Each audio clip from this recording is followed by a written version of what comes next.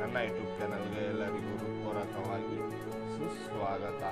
ಇವತ್ತಿನ ಶ್ಲೋಕ 39ನೇ ಶ್ಲೋಕ ಆಗಿರುತ್ತೆ. ಇವತ್ತಿನ ಶ್ಲೋಕ ಹೇಳುತ್ತೆ, ನಮ್ಮ ಆಸೆಗಳನ್ನು ಯಾವ ಥರ ನಿಯಂತ್ರಣಗಳಲ್ಲಿ ಇಟ್ಕೊಳ್ಬೇಕು ಮತ್ತು ನಮ್ಮ ಕಾಮ ಅಂತ ಬಂದಾಗ ನಮ್ಮ ಒಂದು ಒಳ್ಳೆಯ ಹಾದಿಯನ್ನು ರೂಪಿಸ್ಕೊಳ್ತಾ ಹೋಗುತ್ತಿದ್ದಾಗ ಕಾಮ ಅನ್ನೋದು ಬಂದು ನಮ್ಮ ಅಡ್ಡದಾರಿಯನ್ನು ಹಿಡಿಯಲು ಪ್ರಾರಂಭ ಮಾಡುತ್ತೆ.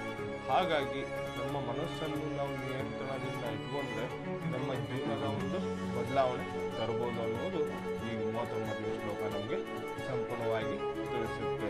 ಹಾಗಾಗಿ ಈ ಶ್ಲೋಕ ನಮಗೆ ಜೀವನದ ಒಂದು ಪಾಠ ಅನ್ನೋದಂತೂ ನಾವು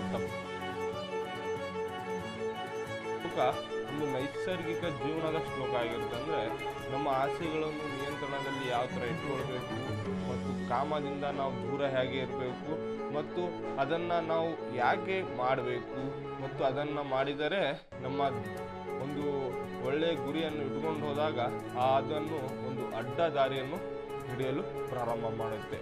ಹಾಗಾಗಿ ಈ ಶ್ಲೋಕವನ್ನು ಸಂಪೂರ್ಣವಾಗಿ ನೋಡಿ ಮತ್ತು 39ನೇ ಶ್ಲೋಕ ನಮ್ಮ ಜೀವನವನ್ನು ಬದಲಾಯಿಸುವುದಕ್ಕೂ ಈ ಶ್ಲೋಕವನ್ನು ಸಂಪೂರ್ಣವಾಗಿ ನೋಡಿ ಮತ್ತು ಇವತ್ತಿನ 39ನೇ ಶ್ಲೋಕಕ್ಕೆ ತಮ್ಮೆಲ್ಲರಿಗೂ ಹೃತ್ಪೂರ್ವಕವಾಗಿ ಸುಸ್ವಾಗತ. ಮತ್ತು 39ನೇ ಶ್ಲೋಕ ಏನಿದೆ ಮತ್ತು ಅದರ ಬಗ್ಗೆ ನಮ್ಗೆ ಏನೇನೆಲ್ಲ ಒಂದು ಸಂದೇಶವನ್ನು ಕೊಡುತ್ತೆ ಅನ್ನೋದು ಈ ಶ್ಲೋಕದಿಂದ ನಾವು ತಿಳ್ಕೊಳ್ಳೋಣ. ಅದಕ್ಕಾಗಿ ಈ ಶ್ಲೋಕವನ್ನು ಸಂಪೂರ್ಣವಾಗಿ ನೋಡಿ ಮತ್ತು 39ನೇ ಶ್ಲೋಕ ಪ್ರಾರಂಭ ಮಾಡೋದಕ್ಕಿಂತ ಮೊದಲು ಇವತ್ತಿನ ಒಂದು 27 ಮತ್ತು 2026ನೇ ಒಂದು ಶ್ರೀರಾಮ ನವಮಿ ಅನ್ನುವ ಒಂದು ಹಬ್ಬ ಇವತ್ತಿದೆ. ಹಾಗಾಗಿ ರಾಮನ ಒಂದು ಜಪ ಮಾಡಿ ಮುಂದಿನ 39ನೇ ಶ್ಲೋಕಕ್ಕೆ ನಾವು ಹೇಳೋಣ. ಬನ್ನಿ ಶ್ರೀ ರಾಮನ ಒಂದು ಜಪ ಮಾಡೋಣ. ಶ್ರೀರಾಮ ಜಯ ರಾಮ ಜಯ ಜಯ ರಾಮ, ಶ್ರೀರಾಮ ಜಯ ರಾಮ ಜಯ ಜಯ ರಾಮ, ಶ್ರೀರಾಮ ಜಯ ರಾಮ ಜಯ ಜಯ ರಾಮ, ಶ್ರೀರಾಮ ಜಯ ರಾಮ ಜಯ ಜಯ ರಾಮ, ಶ್ರೀರಾಮ ಜಯ ರಾಮ ಜಯ ಜಯ ರಾಮ, ಹರೇ ರಾಮ ರಾಮ ರಾಮ. ಇವತ್ತಿನ ಒಂದು ಶ್ರೀರಾಮನ ಜಪ ಮಾಡಿದ್ವಿ ಮತ್ತು ಇವತ್ತಿನ ರಾಮನವಮಿ ಎಲ್ಲ ಇವತ್ತಿನ ಒಂದು ಶ್ಲೋಕ ನಮ್ಮ ಜೀವನದ ಒಂದು ಸಂದೇಶವನ್ನು ನೀಡೋದಂತೂ 100% ಗ್ಯಾರಂಟಿಯನ್ನು ನಾವು ಕೊಡ್ತೀವಿ. ಮತ್ತು ಇವತ್ತಿನ 39ನೇ ಶ್ಲೋಕ ಏನಿದೆ ಅದರ ಬಗ್ಗೆ ನಾವು ಚರ್ಚಿಸೋಣ ಮತ್ತು ಅದರ ಒಂದು ಶ್ಲೋಕದ ನಮ್ಮ ಜೀವನಕ್ಕೆ ಅಳವಡಿಸ್ಕೊಳ್ಳೋಣ ಅನ್ನೋದು ಈ ಶ್ಲೋಕ ನಮಗೆ ಸಂಪೂರ್ಣವಾಗಿ ತಿಳಿಸುತ್ತೆ. ಬನ್ನಿ 39ನೇ ಶ್ಲೋಕ ಹೇಳುತ್ತೆ, ಔವೃತಂ ಜ್ಞಾನಿನೋ ನಿತ್ಯ ವೈರಾಣಿ ಕಾಮರೂಪೇಣ ಕೌನಶ್ಚತ್ಯ ದೃಷ್ಟೇನ ನಲಿನಶ್ಚಃ. ಇದರ ಅರ್ಥ ಏನಂದರೆ, ಹೇಗೆ ಪ್ರತಿಜ್ಞಾನಾದ ಜೀವಿಯು ಶುದ್ಧ ಪ್ರತಿಜ್ಞೆಯನ್ನು ಅವನ ನಿತ್ಯ ವೈರಿಯು ಕಾಮರೂಪದಿಂದ ಆವರಿಸುತ್ತದೆ, ಅದಕ್ಕೆ ತೃಪ್ತಿ ಎನ್ನುವುದೇ ಇಲ್ಲ, ಅದು ಅಗ್ನಿಯಂತೆ ಉರಿಯುತ್ತದೆ.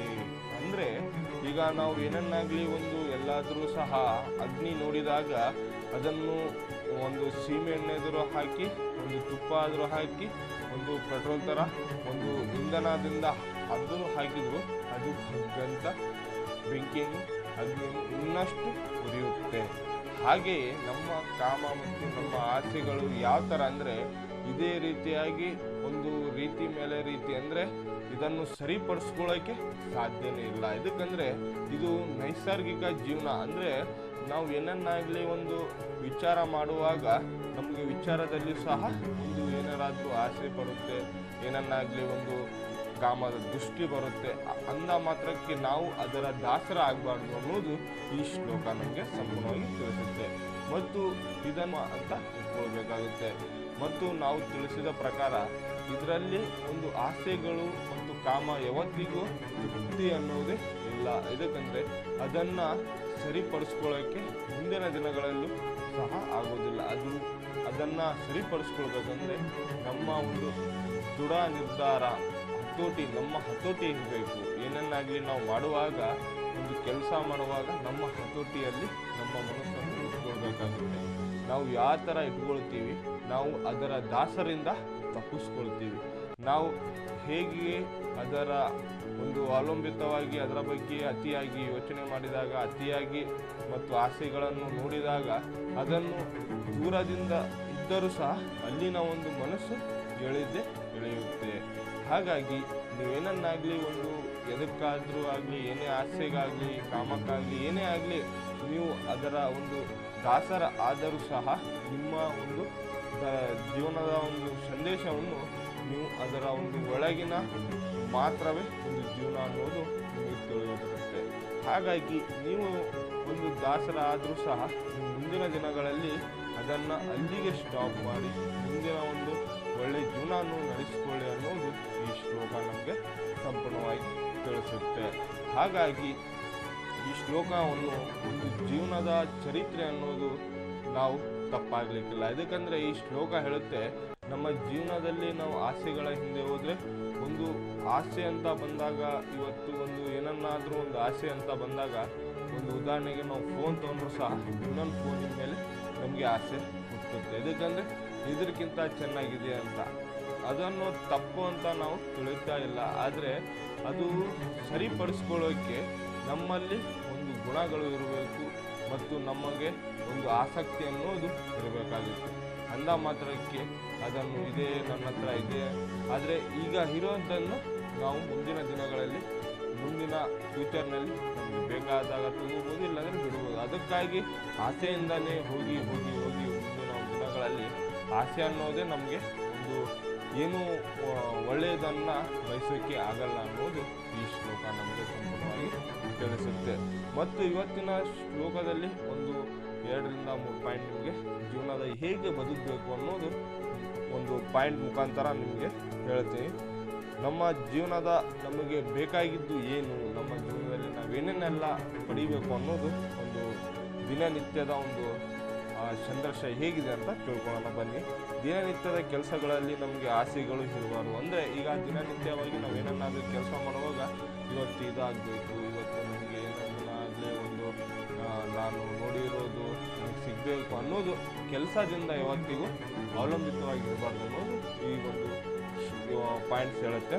2ನೇ ಪಾಯಿಂಟ್ಸ್ ಹೇಳುತ್ತೆ, ಇದೆಲ್ಲ ಆದರೆ ಆಸೆಗಳೇ ನಮ್ಮನ್ನು ಆಳಬಾರ್ದು. ಅಂದರೆ ನಾವು ಆಸೆಗಳನ್ನು ಆಳಬಾರ್ದು. ಆಸೆ ಅಂತಂತೆ ನೀನು ನನ್ನ ಒಂದು ದಾಸನಾಗಿದೆಯಾ, ನಾ ಏನು ಬೇಕಂತೀನಿ ಅದನ್ನು ನಮಗೆ ಉಳಿಸು ಅನ್ನೋದು ಆಸೆ ಅನ್ನೋದು ನಮಗೆ ಹೇಳಬಲ್ಲೆ ಅನ್ನೋದು.